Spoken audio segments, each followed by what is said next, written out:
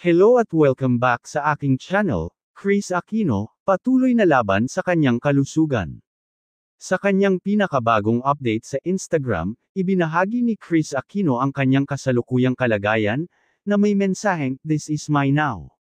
Ayon sa kanya, mahigit 2 linggo na siyang may lupus flare fever, isang patunay ng patuloy niyang laban sa kanyang sakit.